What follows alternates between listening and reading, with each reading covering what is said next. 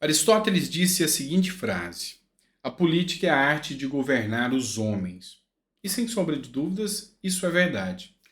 É difícil você conceber ou entender que uma pessoa não se interesse por política. A pessoa que não se interessa por política, ela joga contra a sua própria sorte. Afinal, essa pessoa, além de estragar o seu próprio futuro, ela trata de estragar também o futuro da gente que se importa por política e briga por um Brasil melhor. Uma matéria que foi publicada no Estado de São Paulo, na Folha de São Paulo, perdão, se confirmada, vai mudar os rumos da política brasileira. Trata-se de Bolsonaro e a decisão política de Bolsonaro. Segundo essa matéria, Bolsonaro não quer mais ser presidente, quer liderar a oposição, mas não como presidente, como senador da República. E não tenha dúvidas, isso muda tudo, muda os rumos do cenário brasileiro político, do cenário político brasileiro. Vamos lá. Tem gente que diz que Bolsonaro se tornou um nanico político. Essa pessoa ou é ignorante ou é mal intencionada. Bolsonaro teve um sistema contra ele. Isso é fato. E tem gente que diz, mas Bolsonaro era o sistema. Alto lá. Bolsonaro era alguém dentro do sistema, mas ele não era o sistema. O sistema não se compõe só do presidente da República. Além do presidente da República, tem todos os funcionários que o cercam, ministros. Além do presidente da República, tem o Congresso Nacional. Tem o Judiciário, esse inimigo declarado de Bolsonaro. Tem os figurantes, ou vamos dizer assim, os atores que influenciam o sistema. Sindicatos, a mídia, os servidores públicos. Esses odiavam Bolsonaro.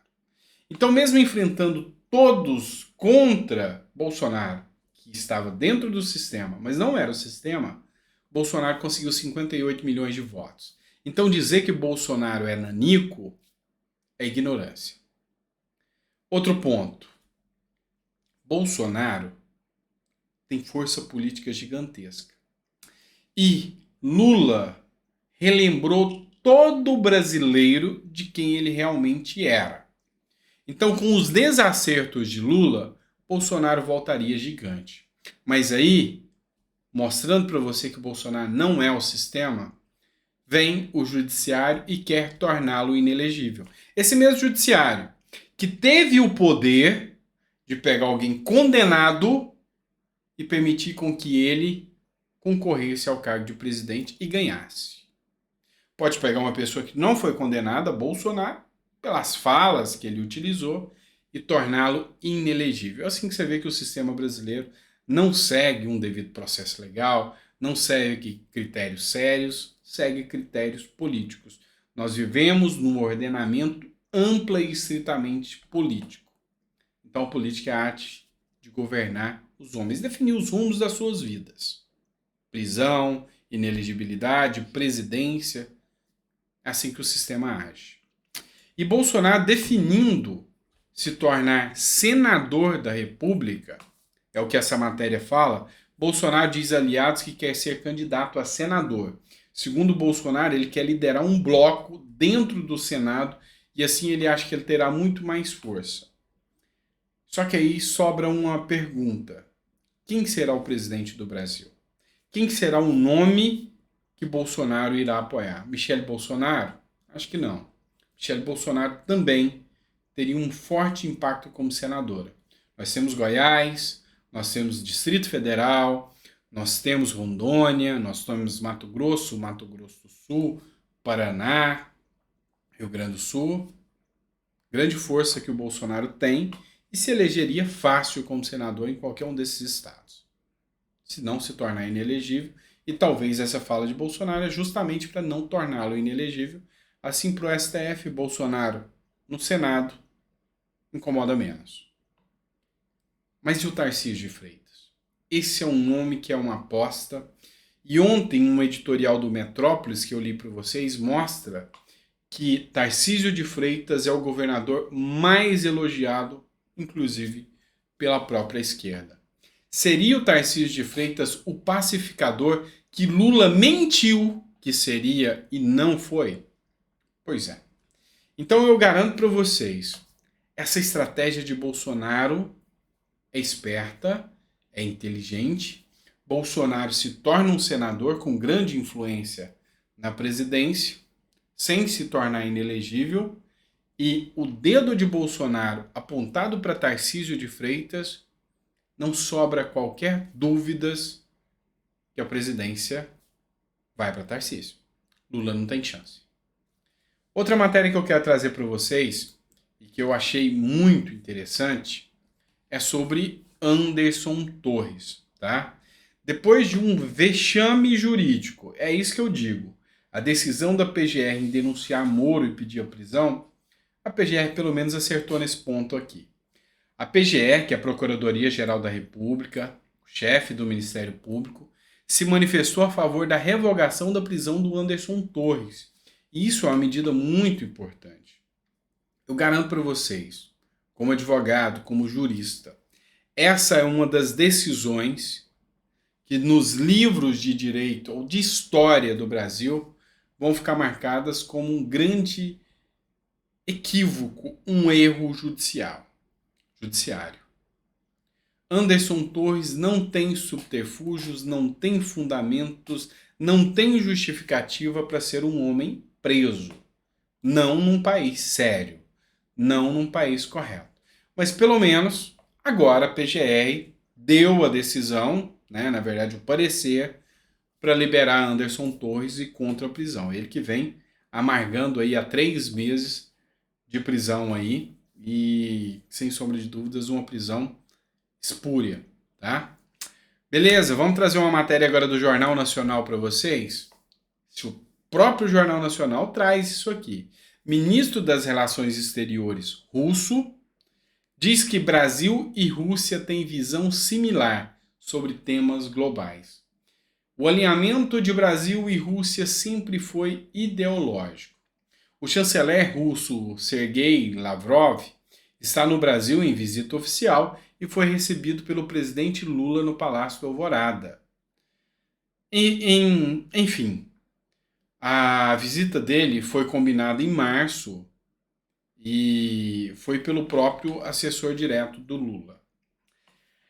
O alinhamento de Lula com a China, o alinhamento de Lula com a Rússia, os ataques de Lula aos Estados Unidos, as falas verborrágicas e as aberrações ditas por Lula sobre a Ucrânia colocaram o Brasil em xeque. A mídia sempre disse que Bolsonaro era um pária internacional.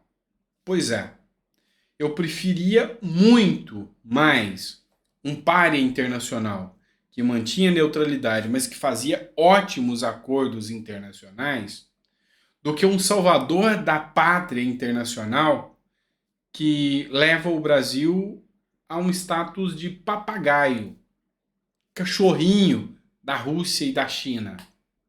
Ridícula a atuação do governo Lula, a própria Vera Magalhães, enfim, a própria mídia de esquerda agora já viu que o buraco com Lula é muito mais embaixo e não dá para aceitar Lula como um grande estadista, como eles antes diziam que era. Não estamos mais em 2002, isso é fato.